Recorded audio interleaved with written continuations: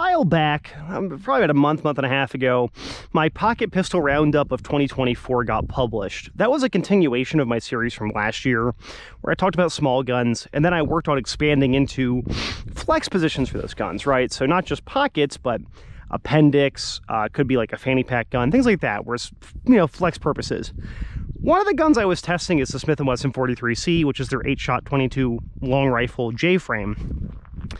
I'll link the videos down below in the description, but the long and the short is that the one that I got just didn't work, right? It would fire on 6 of the 8 chambers in the cylinder, but on 2 of them you could pull the trigger as hard as you wanted to, and it wouldn't work. I sent the gun back to Smith. It was with them for 6 weeks, and I received it back late last week. So I have my 43C here. It is my same gun. They didn't replace the gun, but they did do a lot of work to it. On the invoice that I received back, and I'm sure I'll forget something, but what the invoice said is that they replaced the trigger, they replaced my ejector rod here, they shaved down the forcing cone, and they replaced the bolt here. I don't want to point the gun too far off the side of the range here, but they replaced the bolt right in through here that indexes the cylinder into the frame, right? It's also the one that when you push forward on the cylinder release, it's what's pushing the ejector rod button, the indexing piece there back in. I haven't shot the gun yet, so you get to see my first rounds here to see if this thing works. So I have it loaded up with 8 rounds of Federal Punch, and then I have some CCI mini mags plus more punch in my pocket in the boxes.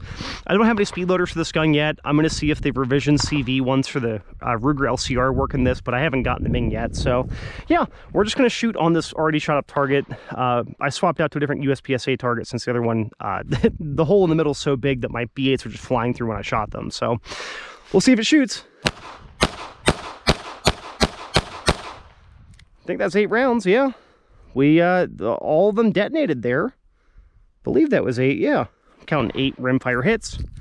I did clean the gun after it came back in last week, just because it was a little dirty from Smith. Not dirty as in gross, but I could tell that they did test fire it, which is, you know, I mean, thank God, right? Like after the gun didn't work, you'd want them to test fire the damn thing.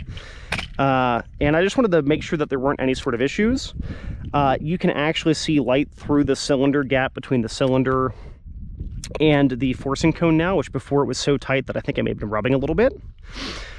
The trigger pull is noticeably lighter, and it doesn't feel like it's lighter because they've monkeyed with the springs, but it feels like it's lighter because it's actually fitted to my gun now, right? Yeah, so obviously those 8 rounds there are the first 8 I shot through this since I was doing my testing on this gun back in April, where it just didn't work. So, whoop. The cylinder's a bit sticky, which makes sense. I did clean it, but still it's, you know, basically new. I'm just gonna do a couple one-handed shots here. And click. Yep. Get those rounds out. I'm gonna load up some more punch here. Those were 8 rounds of mini mags. I will say that mini mags quality has deteriorated since COVID.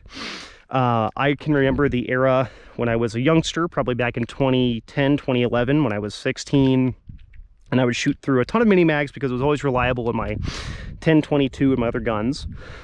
Well, COVID hit, and now the mini mags, I would say, are on par with what decent bulk ammo was prior to COVID. It's a shame because, you know, I'm a big fan of like Federal Auto Match. That used to be my go-to bulk ammo prior to COVID. And after COVID, it's honestly worse than like Remington Golden Bullets. Okay, so we're gonna shoot 8 more rounds for the gun here. And yeah, let's give it a good whoop.